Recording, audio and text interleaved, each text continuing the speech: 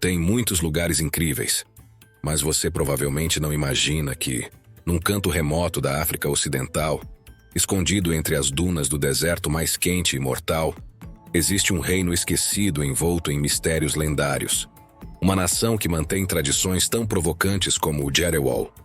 Uma festa ancestral em que centenas de homens se maquiam e competem durante dias para serem escolhidos e se tornarem amantes fiéis das milhares de mulheres que lotam o local, mesmo que já sejam casadas. Neste novo vídeo do Mundo Sem Censura, vamos conhecer mais detalhadamente o Níger, o país com a população mais jovem e fértil da Terra, com quase 7 filhos por mulher. E também, como você vai descobrir agora, um dos lugares mais extraordinários do planeta.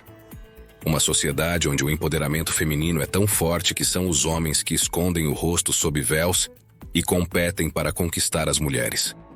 Uma terra de mistérios que fascina aventureiros há séculos, com mesquitas gigantes de barro, corridas de camelos entre dunas e culturas únicas como a dos tuaregues, nômades lendários que sobrevivem no deserto mais hostil do planeta, graças a códigos secretos que os guiam até oásis escondidos a centenas de quilômetros, observando as estrelas. Um país que mantém tradições milenares, como o pagamento de noivas com gado, e onde existem aldeias onde os adultos desaparecem e crianças e adolescentes crescem sozinhos, enfrentando rituais extremos e aprendendo a montar em camelo quase antes de saber andar. Uma região que abriga maravilhas que beiram o irreal, como o inóspito deserto do Teneré, um oceano de dunas ardentes, considerado o mais quente e perigoso do planeta, ou o misterioso lago de Gani, onde crocodilos sagrados convivem pacificamente com os aldeões, sem que jamais tenha sido relatado um ataque. Preste atenção e não perca este vídeo, pois garantimos que conhecer o Níger com Mundo Sem Censura vai te surpreender. Vamos começar. Em um canto remoto da África Ocidental, escondido entre as dunas do mais letal e quente dos desertos, fica o Níger, o país mais jovem e fértil do planeta. E também um dos mais desconhecidos. Uma terra que parece parada no tempo, marcada por desafios extremos, mas também por tradições que, como você vai ver agora, surpreendem o mundo. Localizado bem no coração do Sahel, o Níger faz fronteira com países como Mali, Nigéria, Líbia e Chad, numa região que tem sido historicamente um cruzamento de caravanas, conflitos e culturas milenares. Apesar do seu imenso território, grande parte do país é puro deserto, o que faz com que a sua população se concentre em áreas muito específicas, especialmente no sul e perto dos rios. A densidade populacional é baixa, e como você vai ver, não por falta de pessoas ou nascimentos, mas pela inabitabilidade do ambiente. Sobreviver no deserto do Saara não é tarefa fácil, e muito menos nesta região do planeta onde se encontra o deserto do Teneré, o mais quente do planeta, e também uma das zonas mais áridas, letais e vazias do mundo. O Teneré é conhecido como o deserto dentro do deserto, e não é à toa. Aqui, por centenas de quilômetros, não tem uma única árvore, nem sombra, nem fonte natural de água. No entanto, é justamente por isso que aqui floresceram culturas únicas que conseguiram se adaptar a condições desumanas, como a dos tuaregues, que você conhecerá em mais detalhes em breve. Mas antes de descobrir essas realidades e tradições, é preciso viajar ao passado e ao presente deste país esquecido para entender como ele nasceu, quais etnias o compõem e por que, apesar de suas carências, guarda alguns dos segredos mais extraordinários da humanidade. O Níger deve seu nome ao rio Níger, um dos mais importantes do continente africano, embora sua etimologia exata continue sendo um mistério, embora alguns acreditem que o nome venha da palavra tuareg, Ger Ngeren, que significa Rio dos Rios. O mais curioso é que, apesar de dar nome ao país, o rio Níger mal toca seu território pelo sudoeste. O território que hoje conhecemos como Níger foi durante séculos o lar de antigos impérios como o Songhai e o Kanem-Bornu, e mais tarde, um ponto estratégico para as rotas comerciais do deserto, onde se trocavam ouro, sal e escravos. No século XIX, como aconteceu com grande parte do continente, caiu sob o domínio colonial francês, integrando-se à África Ocidental Francesa, e só em 1857-1960, o Níger conseguiu sua independência, dando início a uma história moderna marcada por desafios sociais, políticos e climáticos extremos. Como herança dessa etapa colonial, a língua oficial continua sendo o francês, embora na vida cotidiana predominem línguas tradicionais como o Hausa, o Zarma e o Tamashek, que tem muito a ver com a grande quantidade de etnias que convivem nessa região. A religião majoritária no Níger é o islamismo, praticado por mais de 98% da população. No entanto, esse islamismo não é uniforme nem ortodoxo.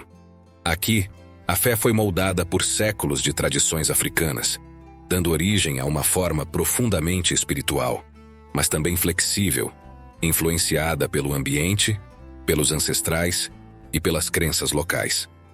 Atualmente ainda são celebrados rituais que combinam práticas islâmicas com antigos costumes animistas, onde o sagrado e o cotidiano se entrelaçam.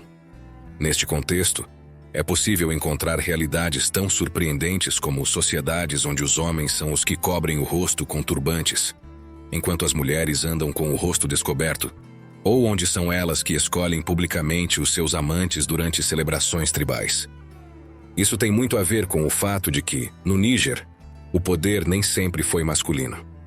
Em algumas etnias, a influência feminina marca o ritmo da vida social, afetiva e até espiritual. Um exemplo claro disso é o festival Gerewol, onde os homens se maquiam, dançam e competem entre si com um único objetivo: ser escolhidos pelas mulheres como seus amantes. Mas falaremos mais sobre esse ritual mais tarde. Toda essa diversidade também tem muito a ver com o fato de o Níger não ser um país homogêneo, já que é habitado por mais de uma dezena de grupos étnicos diferentes. Os Hausas e os Zarma Songhai são os mais numerosos, mas também existem os Pels e os míticos Tuaregs, conhecidos por suas caravanas azuis e sua vida nômade no meio do deserto.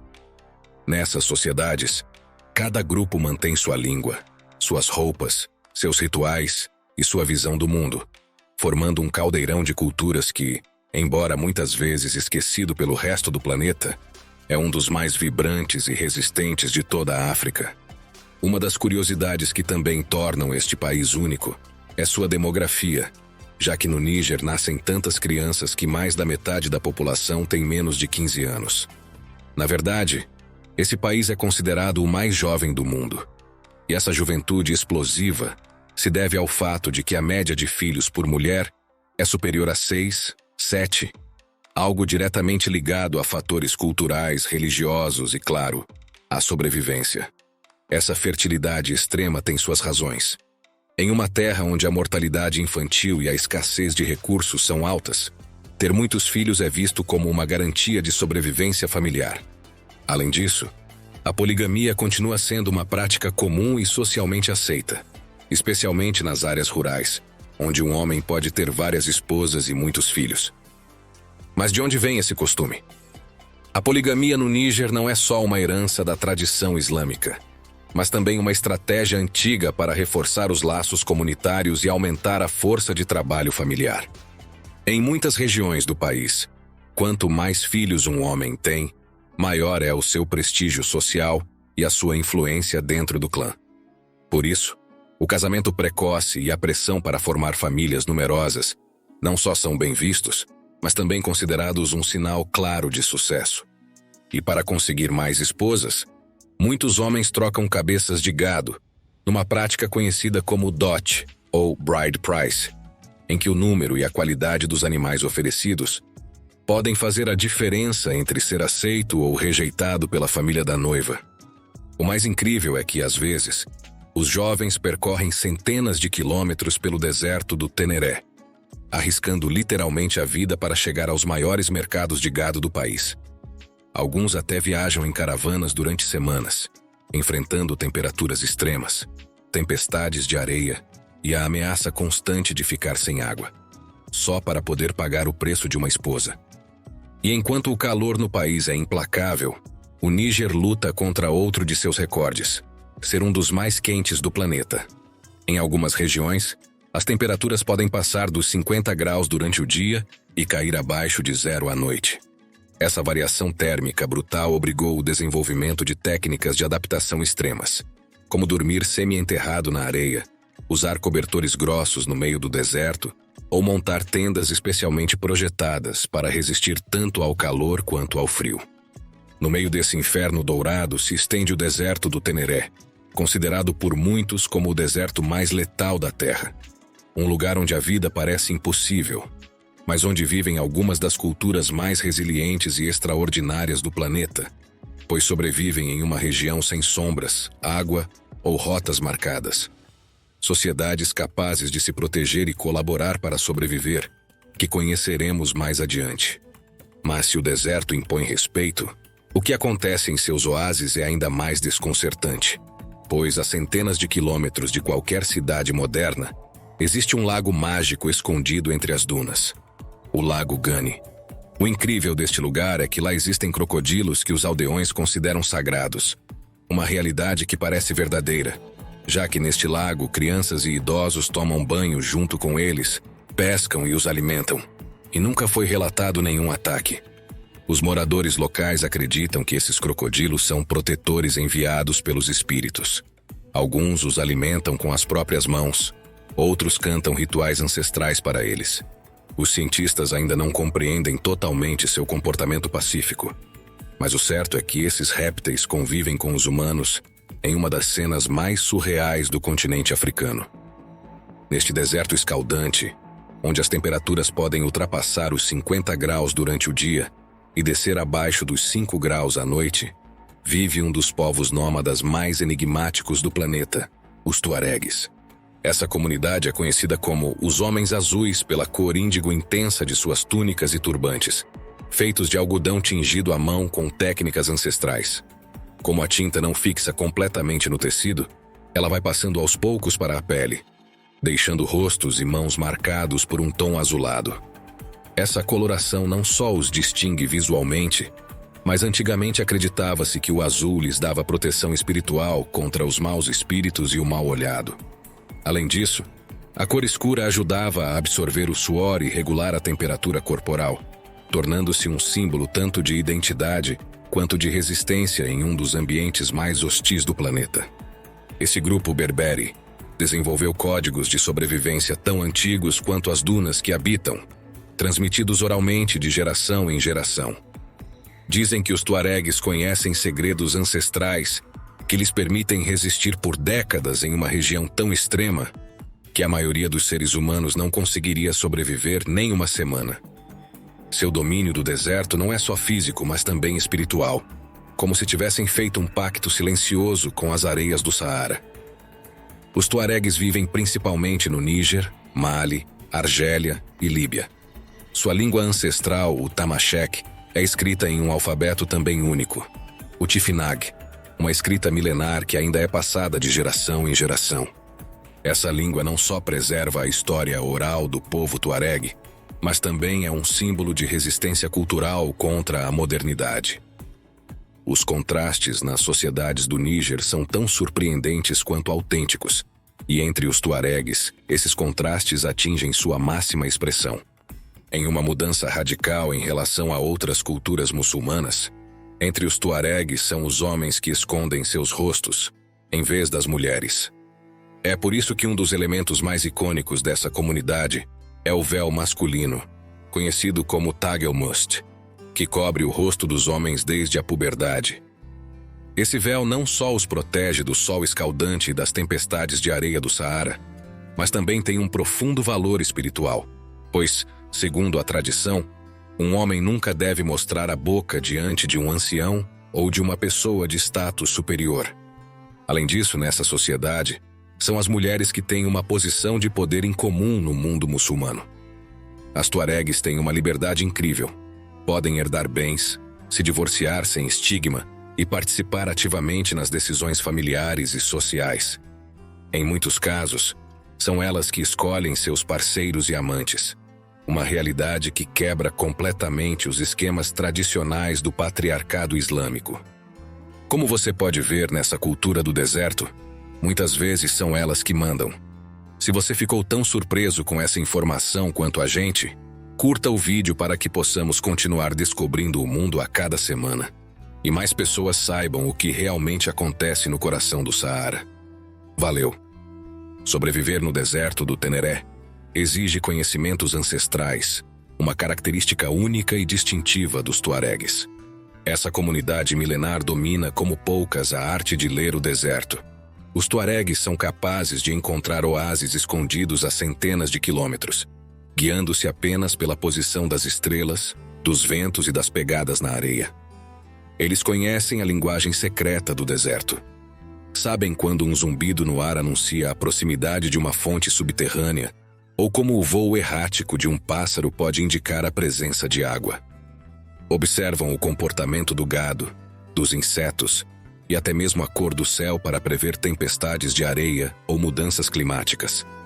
Essa sabedoria ancestral, passada de boca em boca de geração em geração, é essencial para sobreviver no Teneré, um dos lugares mais inóspitos do planeta. Para os tuaregues, o sal é um componente vital, não só como conservante, mas também como meio para ajudar a reter líquidos em condições de desidratação extrema. Durante o dia, eles se protegem junto aos camelos, animais essenciais que lhes fornecem transporte, leite e até sombra sob o sol escaldante do deserto. Mas quando chega a noite, o calor desaparece de repente e as temperaturas podem cair abaixo de zero. Para sobreviver ao frio extremo, os tuaregues usam técnicas surpreendentes. Envolvem seus corpos em várias camadas de túnicas e mantas de algodão, que retêm o calor corporal, e muitas vezes se aconchegam perto dos camelos, cujos corpos emitem um calor natural que ajuda a mantê-los aquecidos. Uma das práticas mais fascinantes dos tuaregues é importar gelo em caminhões para as aldeias do deserto. Sem acesso à eletricidade, esses blocos de gelo são transportados por horas para conservar alimentos ou simplesmente para resfriar bebidas no meio do forno saariano.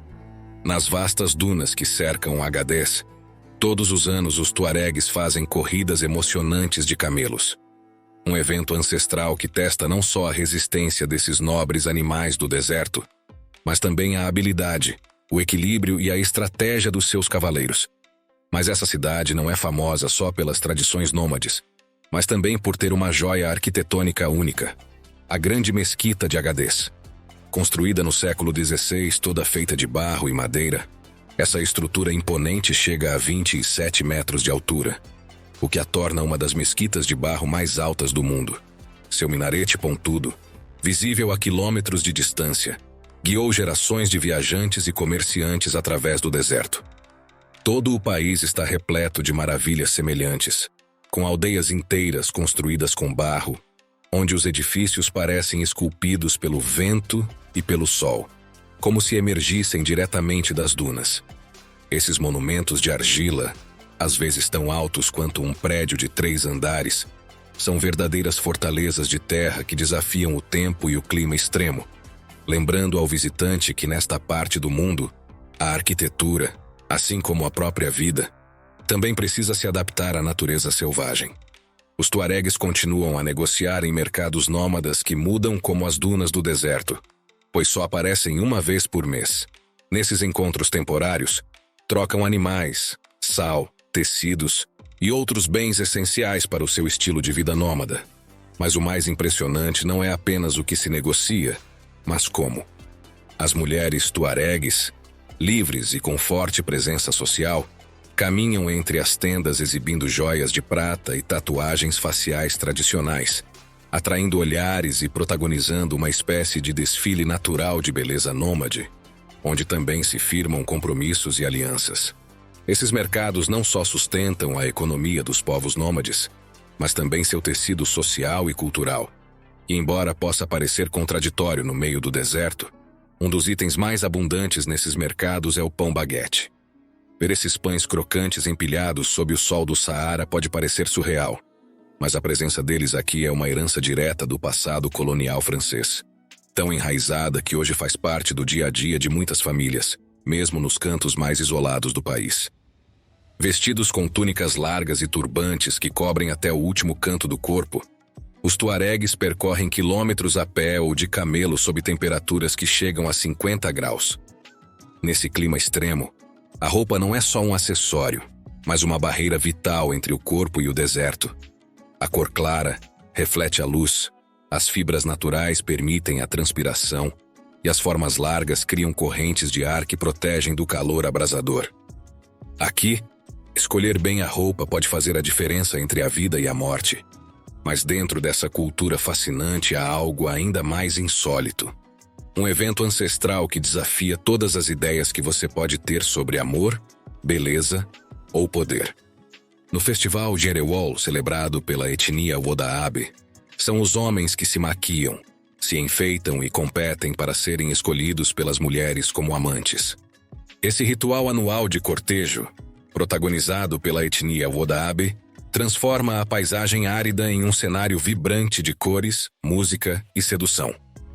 Os Wodaabe são um subgrupo nômade dos Fulani, conhecidos por seu estilo de vida pastoril e sua adesão a tradições ancestrais. Essa etnia, apesar de viver em uma sociedade predominantemente patriarcal, mantém esse festival Jerewol, no qual as mulheres exercem um poder significativo, escolhendo livremente seus parceiros, mesmo que já sejam casadas. Durante esse festival, os homens se tornam protagonistas desse concurso de beleza único. Esses homens se enfeitam com maquiagens elaboradas que destacam seus olhos e dentes brancos, considerados símbolos de beleza. Eles também se vestem com túnicas coloridas e joias, e dançam e cantam em longas filas, tentando chamar a atenção das mulheres que os observam atentamente. A dança principal é conhecida como Yaaki, e é uma demonstração de resistência e graça. Durante várias semanas e sob o sol escaldante do deserto, os homens dançam durante horas todos os dias, alinhados em fila, com expressões exageradas que mostram os dentes brancos, os olhos bem abertos e os rostos perfeitamente pintados com argilas vermelhas, ocres ou pretas. Essa maquiagem não é só estética, é uma declaração de beleza e vigor. Os homens a aplicam meticulosamente, destacando as características que, segundo sua tradição, as mulheres consideram mais atraentes: olhos grandes, nariz fino e sorriso radiante. Muitos também consomem poções tradicionais à base de raízes ou ervas locais, que atuam como estimulantes naturais para resistir ao cansaço extremo e se manterem ativos durante as exaustivas sessões de canto e dança, que podem durar do amanhecer até a noite. Durante esse tempo, os movimentos corporais são constantes, hipnóticos, como um transe coletivo guiado pelo desejo de ser escolhido. E não tem juízes nem pontuação. São as mulheres que observam, comparam e, finalmente, escolhem. As mulheres, por sua vez, caminham entre os dançarinos, avaliando seu desempenho com seriedade. No final, cada mulher toca suavemente o homem que escolheu, marcando o início de um novo relacionamento que pode ser temporário ou se tornar um vínculo mais duradouro. Este festival é para os Wodaabe, não apenas uma celebração do amor e da beleza, mas também uma afirmação da autonomia feminina em uma cultura onde, em outros aspectos, os homens costumam ter papéis dominantes. O Jerewol permite assim que as mulheres expressem seus desejos e tomem decisões sobre sua vida amorosa sem restrições. Além do aspecto romântico, o Jerewol é uma oportunidade para as comunidades Wodaabe se reunirem, trocarem notícias e fortalecerem seus laços sociais. A singularidade do Jerewol chamou a atenção de antropólogos e viajantes de todo o mundo. Sua combinação de estética, ritual e empoderamento feminino o torna um fenômeno cultural fascinante, que desafia as normas estabelecidas e oferece uma perspectiva diferente sobre as dinâmicas de gênero. Num mundo onde aplicativos de namoro e programas de TV ditam as regras do romance, o Jerewol aparece como um Tinder Tribal, onde a conexão humana e a escolha pessoal são celebradas na sua forma mais pura e tradicional. Você provavelmente ficará surpreso ao saber que talvez o mais impactante deste documentário esteja por vir. Mas antes disso, aproveitamos para perguntar: o que você acharia de ver milhares de mulheres escolhendo seu amante em público? Você seria capaz de se maquiar e dançar por horas para conquistar o amor de uma mulher? O que mais te surpreendeu neste país? Deixe sua resposta nos comentários. Você nos ajuda muito a continuar criando conteúdo como este todas as semanas e a fazer crescer esta comunidade. Além disso, adoramos ler você. E você ficará surpreso com a opinião de outras pessoas que estão vendo o mesmo que você. Obrigado. Agora sim, começa a parte mais inquietante e controversa deste vídeo. Vamos conhecer as aldeias onde os adultos desaparecem para ensinar seus filhos a sobreviver. No coração remoto do Níger, onde o deserto se impõe com sua dureza absoluta, existem aldeias tão isoladas que nem aparecem nos mapas oficiais. Nesses assentamentos nômades, acontece algo tão insólito quanto real. Os adultos desaparecem por meses, deixando para trás os mais jovens. Mas eles não fazem isso por acaso. Eles fazem isso para ensiná-los a sobreviver. Sabendo que seus filhos precisam aprender a resistir em um dos ambientes mais letais do planeta, os anciãos e pais abandonam voluntariamente as aldeias com um objetivo claro: formar as crianças para a autossuficiência, forjando desde cedo a resistência necessária para viver no deserto mais quente do planeta. Durante essas longas ausências, crianças e adolescentes se tornam os únicos habitantes da aldeia. Eles se organizam em pequenos grupos humanos, imitando o que viram em seus mais velhos. Coletam água, cuidam do gado, preparam a comida, mantêm os costumes vivos e até resolvem disputas internas. É uma educação tribal baseada na imitação e no exemplo. Nessas aldeias, não há quadros negros nem carteiras, mas vento, areia e muito sol. Para eles, a verdadeira escola é o ambiente. E as lições não são aprendidas com livros, mas com a experiência de ter que decidir, agir e sobreviver todos os dias por conta própria. Em alguns casos, os mais velhos organizam rituais de maturidade extremos, nos quais os adolescentes devem passar vários dias sozinhos, no meio do deserto, sem outra companhia além de seus pensamentos e sua inteligência. Essas provas não exigem apenas resistência física, esperam-se também sabedoria. Muitas vezes, muitas dessas crianças aprendem a montar um camelo antes de escrever seu próprio nome e a seguir o rastro de uma cobra venenosa na areia antes de seguir o rastro de uma letra no papel. Mas isso é só o começo. Eles aprendem a ler o céu para prever tempestades, a identificar pegadas de animais no meio do deserto e a reconhecer, apenas cheirando o vento, se um poço próximo está seco ou contaminado. Nesses períodos, muitos dominam a arte de fazer fogo sem fósforo, de construir abrigos com apenas galhos secos e de fabricar brinquedos com ossos de animais ou com pele de cabra endurecida pelo sol. Em vez de contos de fadas, os jovens das aldeias remotas do Níger crescem ouvindo histórias sobre espíritos do deserto, seres invisíveis que punem a covardia e recompensam a astúcia. Muitos acreditam que algumas dessas crianças desenvolvem uma espécie de sexto sentido, aprimorado pela necessidade e pelo isolamento. Os jovens se orientam à noite usando as estrelas, como faziam seus ancestrais há centenas de anos, e aprendem a caçar sem deixar rastros, a se mover silenciosamente entre as dunas, como se fossem parte da paisagem. E, acima de tudo, aprendem a sobreviver em um dos ambientes mais hostis do planeta.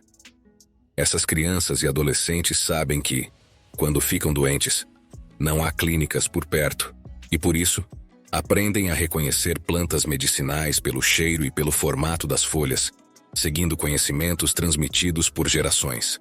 Tudo o que sabem aprenderam observando, imitando, sobrevivendo. Muitos deles, com apenas 12 ou 13 anos, já cuidam de irmãos mais novos, cuidam de cabras, vigiam os acampamentos e tomam decisões que em outras partes do mundo nem sequer lhes seriam permitidas. Nesses lugares a infância não é um refúgio, é um campo de treinamento, mas um treinamento sem gritos nem castigos, baseado na responsabilidade real. Porque aqui, errar pode significar perder o gado ou a vida. Por tudo isso, essas crianças não conhecem a televisão nem os videogames, mas conhecem as lendas antigas que são contadas no escuro, sob o céu estrelado, histórias de sábios que falavam com os animais e de mulheres que liam o futuro na areia. Nesse canto do mundo, o conhecimento é outra coisa. É instinto. É memória coletiva. É sobrevivência. Por tudo isso, o Níger é muito mais do que um país esquecido. É um espelho do que fomos, do que poderíamos ser e do que ainda não entendemos. Mas nem tudo é dureza e aprendizado. Também existem códigos de solidariedade, humor e jogos que nascem entre a areia e a necessidade. Eles vivem uma infância diferente, mas cheia de significado e conexão com o ambiente ao seu redor. Apesar de tudo, há uma grande pergunta que persiste tanto aqui como em muitas outras regiões extraordinárias do planeta. Que futuro espera esses jovens num mundo cada vez mais conectado, urbanizado e distante dessas formas de vida? Estamos diante de uma forma de vida primitiva ou diante da prova viva de que o ser humano pode se adaptar a quase todas as condições? Se você chegou até aqui, provavelmente é um daqueles poucos exploradores que não apenas observam, mas querem entender o mundo como ele é. Por isso, convidamos você a se inscrever porque, como você pode ver, neste canal não mostramos apenas o que poucos conhecem. Também revelamos as realidades mais insólitas da humanidade. Este é o mundo sem censura. Então, obrigado por fazer parte desta comunidade.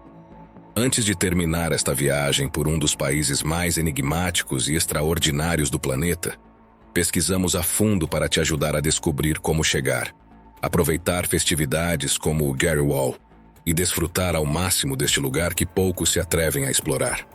Chegar ao Níger não é tão complicado quanto você pode imaginar. Da Europa, várias companhias aéreas oferecem voos com escala em Niamey, a capital. As rotas mais comuns costumam passar por Paris ou Istambul. Se você estiver vindo da América, o mais comum é fazer escala na Europa antes de conectar com a África Ocidental.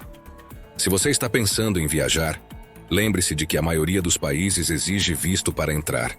Você pode solicitá-lo nas embaixadas ou consulados do Níger, e em alguns casos, é possível obtê-lo na chegada, embora isso não seja recomendável.